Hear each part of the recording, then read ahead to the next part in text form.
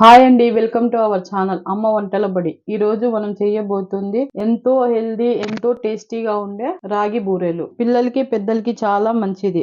ముందుగా మనం ఒక చిన్న కొబ్బరి చుప్ప తీసుకోవాలి. దీన్ని కట్ చేసుకుందాం. ఇప్పుడు ఒక మిక్సీ జార్ తీసుకొని ఇందులో ఈ కట్ చేసుకున్న కొబ్బరి ముక్కలను వేసుకోవాలి. ఇప్పుడు ఇందులో 2 స్పూన్ల సోంపు వేయాలి. రాగి బూరెల్లో సోంపు వేస్తే టేస్ట్ బాగా వచ్చింది.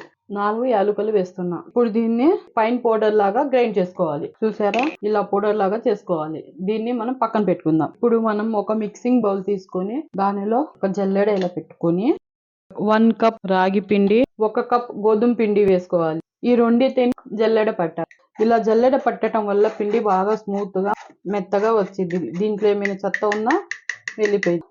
ఈ పిండిలో బొంబాయి రవ్వ లేదా ఉప్మా రవ్వ, దీన్ని 2 నుండి 3 స్పూన్లు వేసుకోవచ్చు. నేను 3 స్పూన్లు వేస్తున్నా. ఒక చిటికేడు ఉప్పు, బేకింగ్ సోడా కొద్దిగా. వీటన్నిటిని ఇప్పుడు ఒకసారి కలుపుకోవాలి. దీన్ని ఇప్పుడు మనం పక్కన పెట్టేసి ఇప్పుడు ఒక గిన్నెలో 1 కప్ బెల్లాన్ని వేసుకోవాలి. ఇందులో 1/2 కప్ వాటర్ వేసుకోవాలి. ఇప్పుడు స్టవ్ వెలిగించి ఈ బెల్లాన్ని కరిగించుకోవాలి. మీరు తినే స్వీట్ ని బట్టి బెల్లాన్ని అడ్జస్ట్ చేసుకోండి. ఈ బెల్లం మరీ పాకం రావాల్సిన అవసరం ఏమీ లేదు. ఈ బెల్లం ఒకసారి కరిగితే, చూసారా, మన బెల్లం కరిగిపోయింది. ఇప్పుడు ఈ పాకాన్ని వడగట్టుకోండి.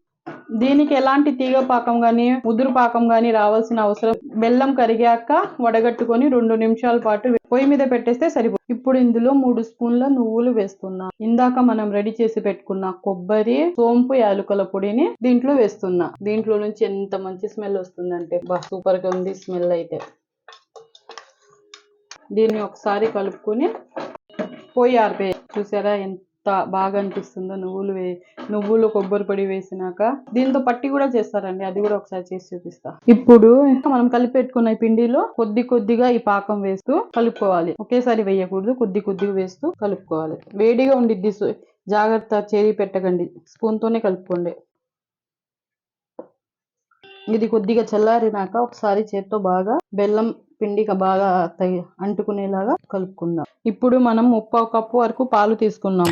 దీన్ని కొద్దిగా వేస్తూ, ఈ పాలను మొత్తం ఒకేసారి వేయకూడదు, కొద్దిగా వేస్తూ కలుపుకుంటూ వేసుకోవాలి. పాలు వేడిగా ఉండకూడదు, మరీ చల్లారిగా ఉండకూడదు, రూమ్ టెంపరేచర్ లో ఉండాలి. చూసారా, నాకు 1/2 కప్పుకి ఈ కన్సిస్టెన్సీ వచ్చింది పిండి. దీంట్లో ఇంకా నేను 2-3 స్పూన్ పాలు ఇంకా యాడ్ చేసుకోవాలి. చూసారా, పిండి ఇలా లూజ్ గా కలుపుకోండి. ఎందుకంటే మనం బూరెలు చేసే లోపు ఎలాగో పిండి ఆరిపోతూ ఉండిద్ది. అందుకు కొంచెం లూజ్ గా కలుపుకోవాలి. ఈ పిండిపై మూత పెట్టి ఒక 5 నిమిషాలు పక్కన పెడదాం. ఇప్పుడు స్టవ్ వెలిగించి కడాయి పెట్టుకొని అందులో డీప్ ఫ్రైకి సరిపడినంత ఆయిల్ పోసుకోవాలి. నూనె వేడయ్యే లోపు మనం ఒక గిన్నెలో కొద్దిగా నూనె తీసుకొని ఇది చేతులకి ఇలా అద్దుకొని ఈ పిండిని కొద్దిగా తీసుకొని ఒక ప్లాస్టిక్ కవర్ తీసుకొని దానికి కొద్దిగా నూనె రాసుకోవాలి. వీడియోలో చూపిన విధంగా ఒత్తుకోవాలి.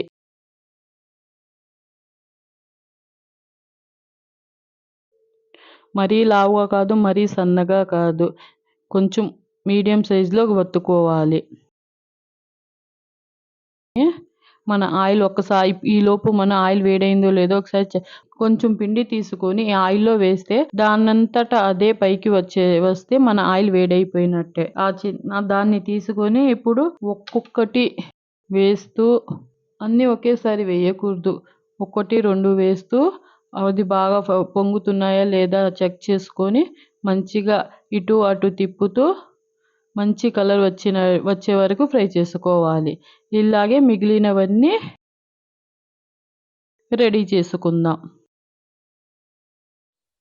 చూసారా, మన బూరెలు ఎంత బాగా పొంగుతున్నాయో. అందుకే ఎవరైనా పిల్లలు బొద్దుగా ఉంటే బుగ్గలు బూరెల్లాగా ఉన్నాయి అని అనేది అందరూ. ఫ్రై అయిపోయాయి కదా, వీటిని తీసుకుందాం.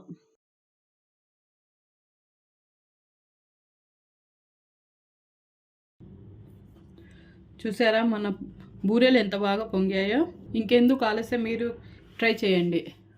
ఇది ఆరోగ్యానికి ఆరోగ్యం. పిల్లలు ఏదైనా కావాలి అని అడిగినప్పుడు ఈజీగా హెల్దీగా చేసి ఇవ్వచ్చు. కేవలం 2 కప్పుల పిండితో 20 దాకా అయ్యాయి బూరెలు. ఈ వీడియో మీకు నచ్చినట్లయితే లైక్ చేయండి, షేర్ చేయండి.